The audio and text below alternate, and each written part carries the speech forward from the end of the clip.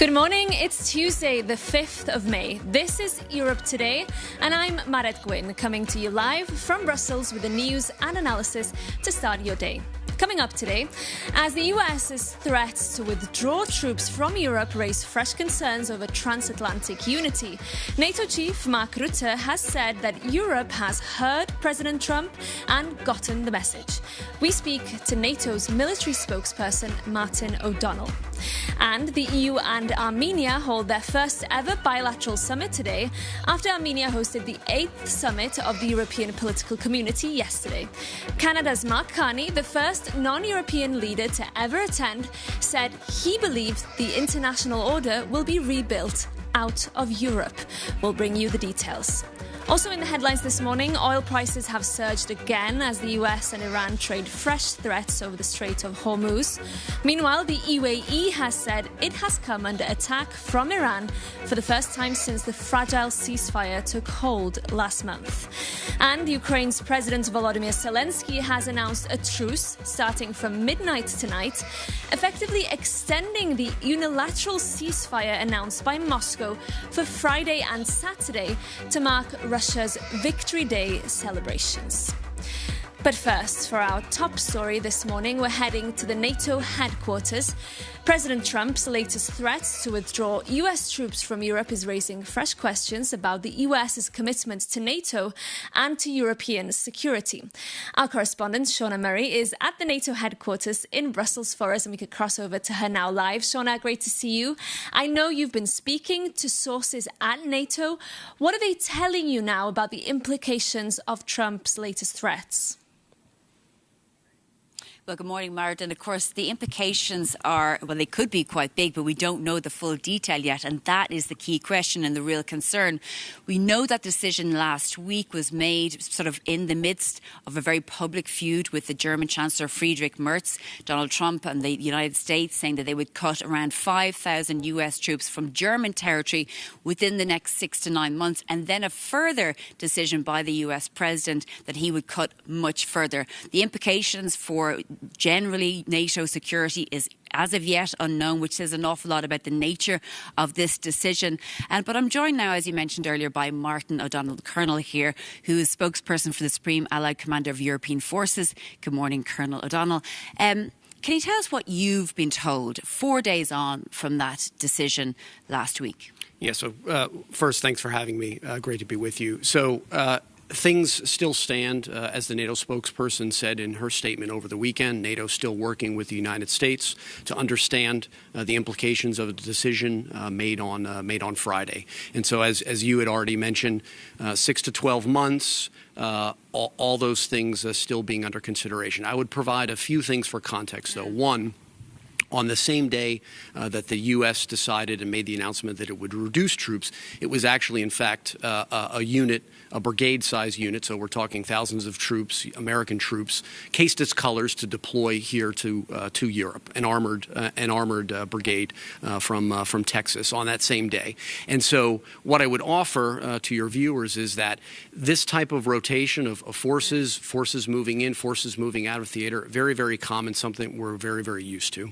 Yeah, indeed. And of course, we know that European allies have been bracing themselves for a troop cut of this nature at some point.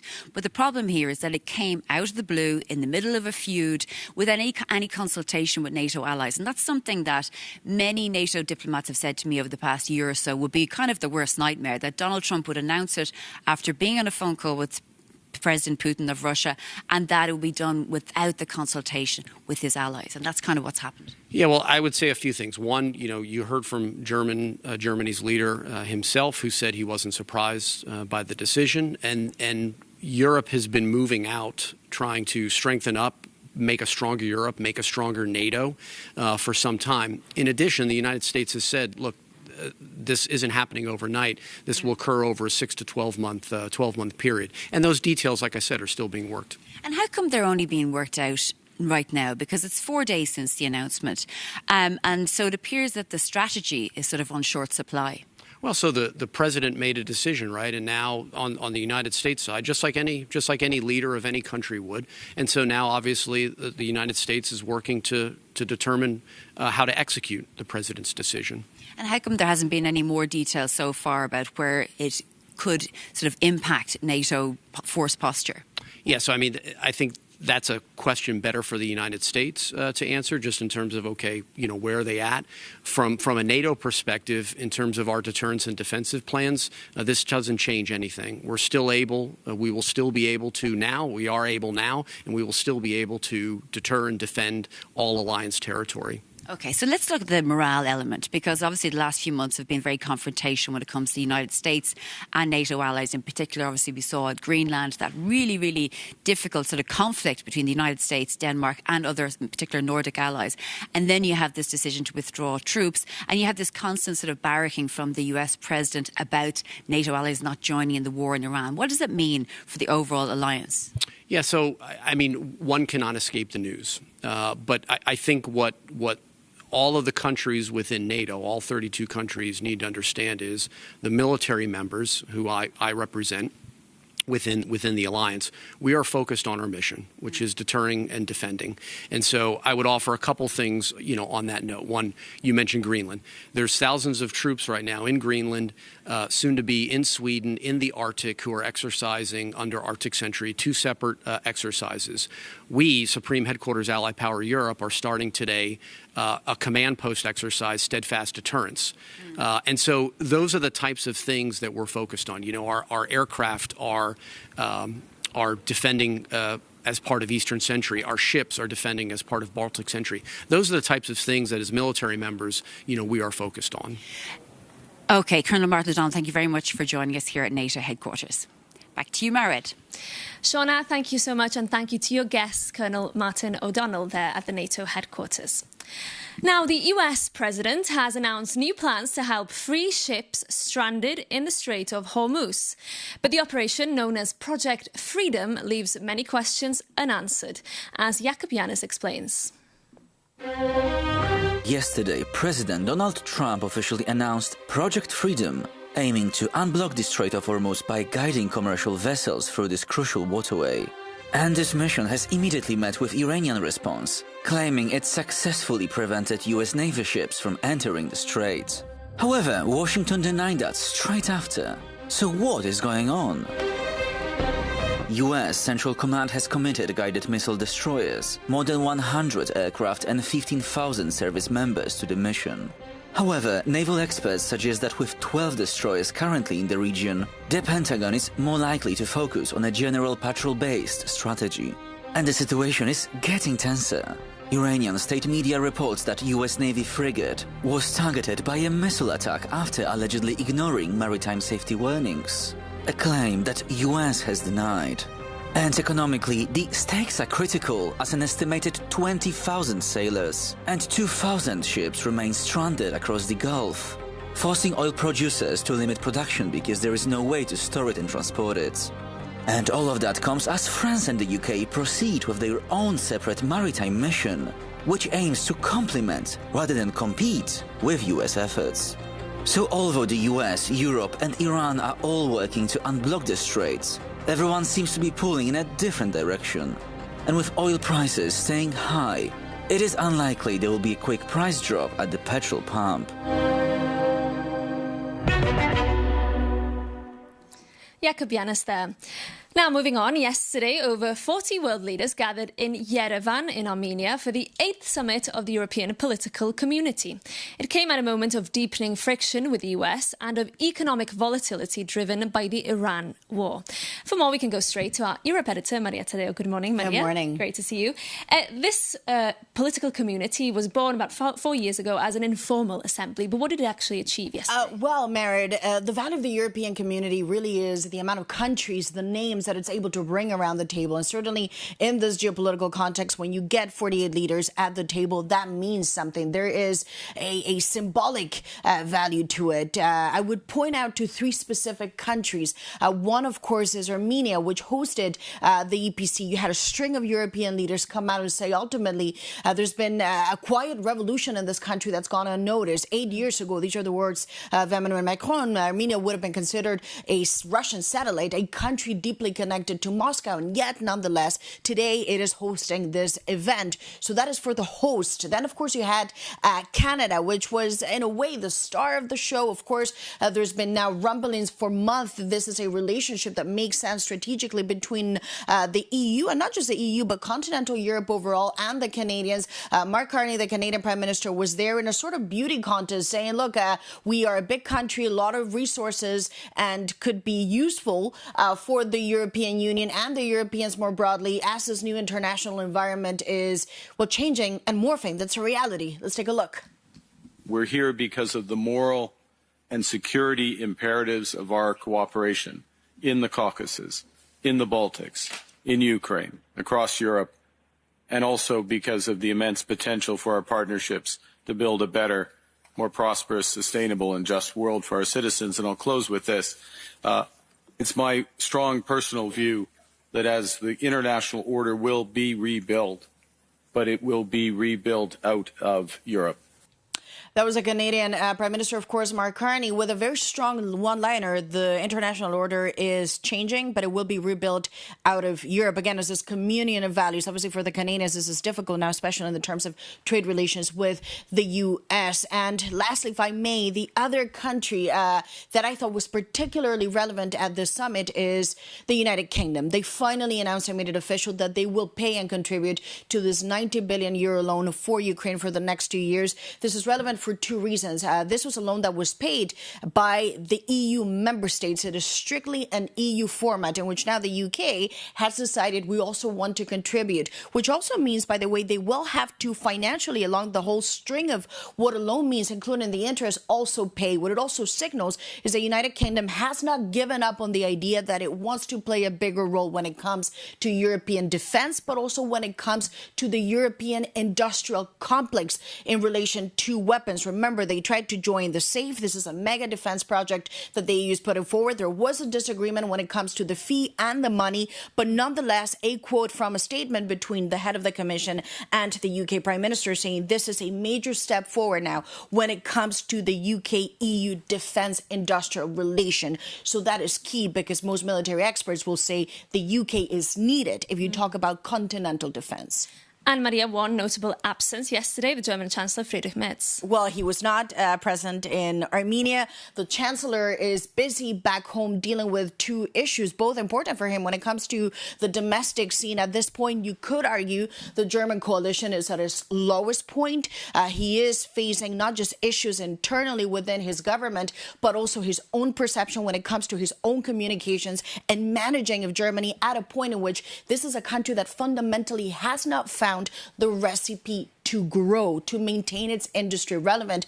And then, of course, dealing with a bigger crisis externally with the U.S. pulling out, as you just talked about, from NATO, those troops, but also that threat from President Trump on the Friday to increase tariffs to 25% on European car makers. That obviously goes to the heart of the German economy, the German auto sector. And today there will be a meeting between the EU trade boss and American representatives to see whether or not these tariffs are even going to be implemented and whether there's a form to lower the temperature on the tariff front. What we see is that the Chancellor is trying, by putting out a message saying he's not going to give up on their relationship with the U.S., but also fundamentally, despite the blunders when it comes to the communications, they agree, Berlin and D.C., that Iran cannot have a nuclear weapon. Okay, Maria, thank you so much for that very comprehensive update for us. Now we're moving on, because after 25 years of stop-start negotiations, a landmark trade deal between the European Union and the Mercosur bloc, which includes, of course, Brazil, Argentina, Paraguay and Uruguay,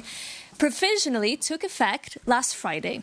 It creates one of the largest free trade zones in the world and is being hailed as a major step in deepening ties between Europe and South America. But the deal still faces a final hurdle after it was referred to the EU's top court. Joining me this morning in the studio is Brazil's ambassador to the EU, Pedro Miguel da Costa Silva. Good morning, Ambassador. Good morning. Really great to have you here with us on Europe Today. Let me start with EU-Mercosur, because I know you were very critical in the past of the political campaigning here in Europe against this deal. Now it's here, it's in effect. How much of a moment is this? Well, it's a fantastic time to be in Brussels. Now, finally, we have the agreement, and my hope is that all the noise that surrounded this deal will go away progressively as the deal kicks in and the benefits kick in. And also people realize that all that was said about the deal is not actually true, the bad things. Yet it has been referred to the EU's top court. Do you fear that the noise could come back then?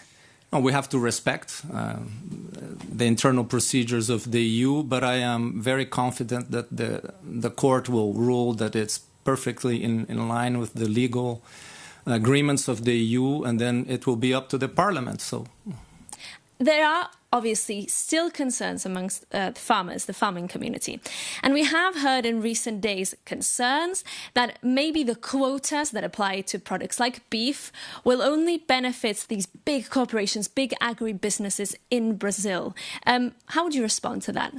Well, I think that the European farmers are going to have a lot of benefits with this agreement. Nobody talks about this, so I think it needs to be recalled. And the other thing is that the participation that we have in this market, both Brazil and the other Mercosur countries, is complementary to EU agriculture. It's coffee, it's soybeans, products that are inputs for European farming and for European industry. So I think there's a lot of disinformation going on. On the issue of the quotas are managed by both sides. Okay. So I think, and the EU has a lot of experience. I see no problem there, and I think people are going to realize they come in progressively. We have quotas on our side too, because we also have sensitive products in the Mercosur side. So I think people are finding new things to talk about and make noise. Maybe the noise should just quiet down and we could move on with real life and the benefits of the agreement. And Ambassador, I have to ask you about the broader politics behind this and the broader global politics. Yeah. Because some would say that this deal really came as a response to this kind of new world order that President Trump in the White House is trying to impose. Would you say that that's true? I would say that the deal was built on multilateralism, on the idea of cooperation, on the idea of dialogue, of working together. So it's a very strong signal about what the Mercosur countries and Europe stand for. So that would be my Yet response. Multilateralism is in decline. We're living in a very different world. I know that your president, Lula da Silva, was recently in Spain, also visited Germany, but was in attendance at this big conference of left-wing leaders in Spain with Prime Minister Sanchez. Do you see that as this kind of response to Trump, as this hedge against the new world that Trump is trying to impose? I think that for countries like mine, rules are fundamental.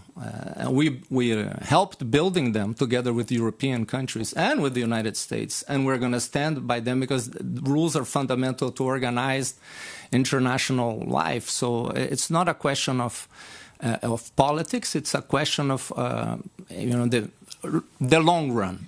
And on that, to close, what you just said there reminded me a little bit of what Mark Carney was saying yesterday when he attended the European political community in Armenia. He said that when the international order is rebuilt, that he believes it will be rebuilt out of Europe. Do you agree? And does that mean that Brazil could look to join such fora and work closely with European nations? I think that if we're going to rebuild something, it has to be rebuilt by everybody.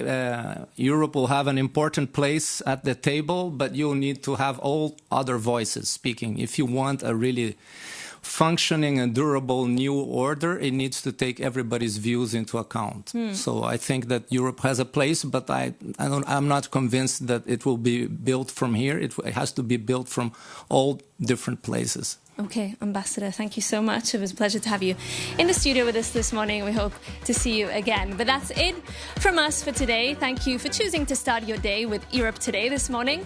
Remember, we want to hear from you. Send us your feedback by emailing us at europetoday@euronews.com. And we'll see you again at the same time tomorrow.